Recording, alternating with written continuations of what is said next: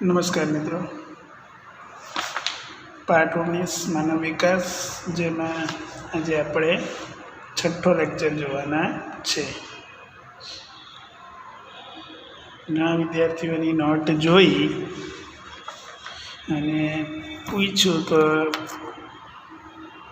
ઘણા બધા લેક્ચર હજુ જોવાના બાકી, કયો પાઠ ચાલે ખબર નથી. તો આવી બધી આળસ કાઢો અને વ્યવસ્થિત જે આપણો અભ્યાસ છે એમાં ધ્યાન આપો.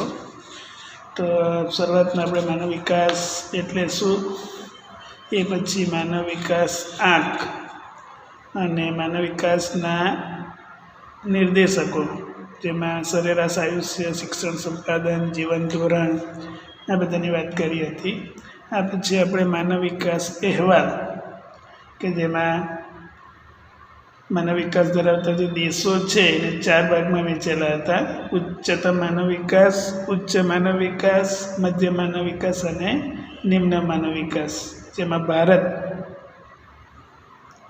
જે મધ્ય માનવ વિકાસના અંદર આવે છે. એ પછી આપણે ભારત અને વિશ્વના જે 5 દેશો કે જેના વચ્ચે માનવ વિકાસ આંકના નિર્દેશકોની સરખામણી કરી, જેમાં આપણે જે આ માનવ વિકાસ ધરાવતા જે દેશો છે ઉચ્ચતમ, Norway, Australia, Switzerland, Denmark, Netherland, એના કરતાં આપણે ઘણા બધા પાછળ છે. એ લોકો 1, 2, 3, 4 અને 5 રેન્ક પર છે, જ્યારે આપણો રેન્ક 135 2014માં, પણ 2015માં આપણે 130માં રેન્ક પર આવ્યા છે. એટલે ટૂંકમાં ધીરે ધીરે આપણે આગળ વધીએ છીએ. મિત્રો, પછી આપણે વાત કરી હતી નિર્દેશકો અને પડકારો, કે માનવ વિકાસ સામેના જે પડકારો છે એમાં એક છે આરોગ્ય, બીજું છે સ્ત્રી પુરુષ વચ્ચેની સમાનતા, અને ત્રીજું હતું મહિલા સશક્તિકરણ. એટલે કે સ્વસ્થમાં આપણે પાછળ છે, સ્ત્રી પુરુષ સમાનતા આપણે જોવા મળતી નથી, અને મહિલા સશક્તિકરણ છે એમાં મહિલાને જે હક મળવા જોઈએ પુરુષોની સરખામણીમાં, જે મહિલાઓને જે હકો મળ્યા નથી અને સ્ત્રી પુરુષ વચ્ચે જે અસમાનતા જોવા મળે છે, તો એ પડકાર છે. આપણે આજે જોવાના છે મહિલા સશક્તિકરણ. તો ધ્યાન આપજો કે સ્ત્રીઓ સમગ્ર વિકાસની પ્રક્રિયાનું કેન્દ્ર બિંદુ છે. કયો પ્રશ્ન આવે કે વિકાસની પ્રક્રિયાનું કેન્દ્ર બિંદુ કોણ છે, તો તમારે યાદ રાખવાનું, સ્ત્રીઓ સમગ્ર વિકાસની પ્રક્રિયાનું કેન્દ્ર બિંદુ છે. અને કહેવાય કે કોઈ પણ વિકાસશીલ રાષ્ટ્રમાં આર્થિક સશક્તિકરણ એ મહિલા સશક્તિકરણનું મહત્ત્વનું પાસું છે. આર્થિક રીતે જ્યારે કોઈક દેશ શક્તિશાળી બનવા માંગતો હોય તો એમાં મહિલાનું યોગદાન ખૂબ જ મહત્ત્વપૂર્ણ છે. અને મહિલા સશક્તિકરણ માટે આર્થિક સ્વતંત્રતા અનિવાર્ય છે.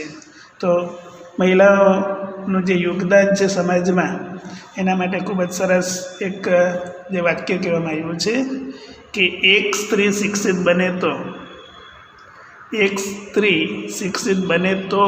ઘર, એટલે કે એક સ્ત્રી શિક્ષિત બને તો એક ઘર શિક્ષિત બને, અને એક ઘર શિક્ષિત બને તો એક સમાજ શિક્ષિત બને, અને જો એક સમાજ શિક્ષિત બને તો એ રાષ્ટ્ર શિક્ષિત બને, એ રાષ્ટ્ર સશક્ત બને.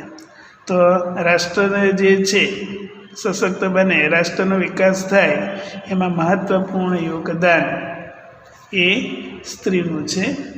તો આપણા દેશે આ દિશામાં ડગલાં ભરવાનું શરૂ કર્યું છે. એનો અર્થ એ થાય કે મહિલાઓનો જે વિકાસ છે કરવામાં આપણે ખૂબ જ પાછળ રહી ગયા છે. એટલે અત્યારે આપણે શું ભરીએ છીએ? ડગલાં ભરીએ, એટલે કે શરૂઆત કરી છે. નાનું છોકરું ડગલાં ભરે એટલે ચાલતું થાય ને, એ રીતે આપણે અત્યારે શરૂઆત કરીએ છીએ મહિલા સશક્તિકરણની બાબતમાં. ભારતમાં વડાપ્રધાન પદે, રાષ્ટ્રપતિ તરીકે અને વિવિધ રાજ્યોમાં મહિલા મુખ્યમંત્રીઓએ વખતો વખત સ્થાન શોભાવ્યું છે. વડાપ્રધાનમાં તો એકમાત્ર ઇન્દિરા ગાંધી જ હતી કે જે વડાપ્રધાન બની હતી, અને રાષ્ટ્રપતિમાં પ્રતિભા પાટીલ. બે મહિલાઓ કે જે વડાપ્રધાન અને રાષ્ટ્રપતિનું સ્થાન સંભાળ્યું છે. મહિલા મુખ્યમંત્રીઓ છે એ ઘણા રાજ્યોમાં જોવા મળે છે. ટેક્સી ચલાવવાથી લઈને, જો સાંભળજો કે મહિલાઓ શું કામ કરી શકે, પુરુષો જે કંઈ કામ કરે એ બધું જ મહિલાઓ પણ કરી શકે છે. તો ટેક્સી ચલાવવાથી લઈને વિમાનના પાયલોટ સુધી, ટેક્સી ચલાવવાથી લઈને વિમાનના પાયલોટ સુધીની જે સફર હાલમાં મહિલાઓ કરી રહી છે, એટલે કે પાયલોટ પણ મહિલાઓ બની છે.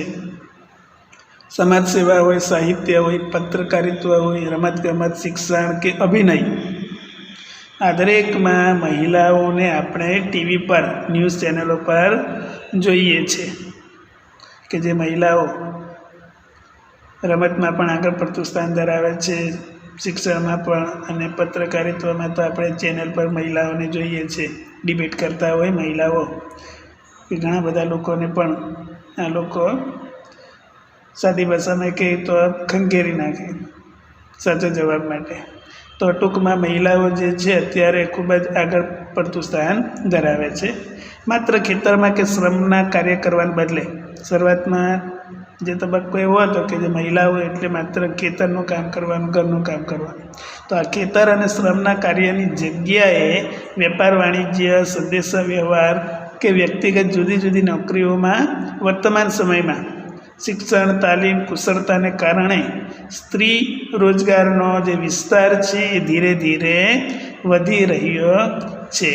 આમ છતાં પણ જો દેશની અડધી આબાદી માટે વિકાસની ઘણી સંભાવના છે, જે વિસ્તારવાનું હજુ આપણે પ્રયાસો કરવા પડશે. અડધી આબાદી એટલે કે મહિલાઓનું જે પ્રમાણ છે દેશના જે વસ્તીમાં અડધી મહિલાઓ છે, તો એના માટે હજુ પણ જે તક છે એ તક વિસ્તારવાના પ્રયાસો હજુ પણ કરવા પડશે. ટૂંકમાં જે પુરુષોને જે લાભ મળે છે એવા લાભ હજુ સ્ત્રીઓને મળ્યા નથી, તો એ દિશામાં કામ કરવાનું હજુ બાકી છે. મિત્રો આગળ, ભારતમાં મહિલાઓને સમાન દરજ્જો, શિક્ષણ, સલામતી અને મૂળભૂત સ્વતંત્રતા પ્રાપ્ત થાય તે માટે 1980થી મહિલાઓને એક અલગ લક્ષ્ય જૂથ માનીને મહિલા વિકાસ સંબંધિત અનેક યોજનાઓ, કાર્યક્રમોને અમલમાં મૂક્યા છે. તો ખાસ કરીને શિક્ષણ, સલામતી અને મૂળભૂત સ્વતંત્રતા પ્રાપ્ત થાય એ માટે 1980થી જે મહિલાઓના ઉદ્ધાર માટેનું જે કાર્ય શરૂ કરવામાં આવ્યું હતું 1980થી. 1992માં રાષ્ટ્રીય મહિલા આયોગની રચના કરવામાં આવી. મિત્રો ખાસ યાદ રાખજો, 1992માં રાષ્ટ્રીય મહિલા આયોગની રચના કરવામાં આવી. આ ઉપરાંત મહિલા સશક્તિકરણની રાષ્ટ્રીય નીતિ, તો મહિલા સશક્તિકરણની રાષ્ટ્રીય નીતિમાં તમારે યાદ રાખવાનું 2001, અને મહિલા આયોગ એમાં યાદ રાખવાનું 1992. તો મહિલા સશક્તિકરણની રાષ્ટ્રીય નીતિ 2001 મુજબ મહિલા અને બાળ વિકાસ વિભાગ દ્વારા સામર્થ્ય નિર્માણ, એટલે કે મહિલાઓનું જે સામર્થ્ય છે તે બહાર લાવવાનું કાર્ય, મહિલા આગળ વધે, મહિલા રોજગારમાં આગળ વધે, આર્થિક ઉપાર્જન એટલે કે એ પણ પૈસા કમાતી થાય, કલ્યાણ તેમજ સહાયક સેવાઓ અને જાતીય સંવેદનશીલતાના ક્ષેત્રોમાં વિવિધ જે કામગીરીઓ છે આજે કરવામાં આવે છે. યુનાઇટેડ નેશન્સે 1975ના વર્ષને મહિલા વર્ષ યાદ રાખજો. યુનાઇટેડ નેશન એટલે સંયુક્ત રાષ્ટ્ર, કે જેણે 1975ના વર્ષને મહિલા વર્ષ તરીકે જાહેર કર્યું સમગ્ર વિશ્વમાં. 1975થી 85નો દાયકો, 1975થી 1985નો દાયકો, દસકો એટલે 10 વર્ષ, 75થી 85ના 10 વર્ષ કે જે મહિલા દસકા તરીકે ઓળખાય છે. એ ઓળખાય છે મહિલા દસકા. 1975 1975થી 1985નો જે દસકો છે યાદ રાખજો, મહિલા દસકા, આ બધું એક વાક્યની અંદર પૂછાય. તેમજ 2002ના વર્ષને મહિલા સશક્તિકરણ વર્ષ તરીકે ઉજવવામાં આવેલું હતું. 2002નું વર્ષ મહિલા સશક્તિકરણ વર્ષ, 2002 એટલે મહિલા સશક્તિકરણ વર્ષ, 2001 એટલે મહિલા સશક્તિકરણની રાષ્ટ્રીય નીતિ, 1992 મહિલા આયોગ અને 1975 તો સંયુક્ત રાષ્ટ્રએ મહિલા વર્ષ જાહેર કર્યું. જ્યારે 75થી 1985નો દસકો એટલે કે 10 વર્ષ એ મહિલા દસકા તરીકે જાહેર કરવામાં આવ્યું હતું. તો આ ખાસ વસ્તુ તમારે યાદ રાખવાની છે. આગળ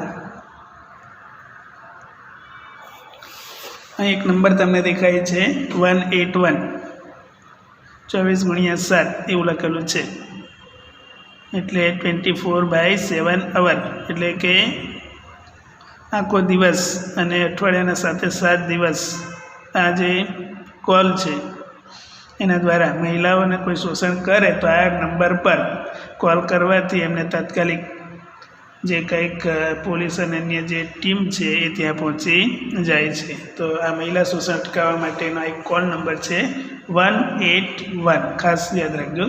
મહિલા સુરક્ષા અંતર્ગત વિવિધ પ્રકારની હિંસાથી પીડિત મહિલા તેમજ પોતાના વિકાસ માટે જરૂરી માર્ગદર્શન મેળવવા માંગતી મહિલાઓને માત્ર એક જ કોલથી મદદ મળી રહે તે માટે 181 અભિયમ મહિલા હેલ્પલાઇન, જે નામ આપેલું છે અભિયમ મહિલા હેલ્પલાઇન 181 અભિયમ મહિલા હેલ્પલાઇન શરૂ કરવામાં આવી છે.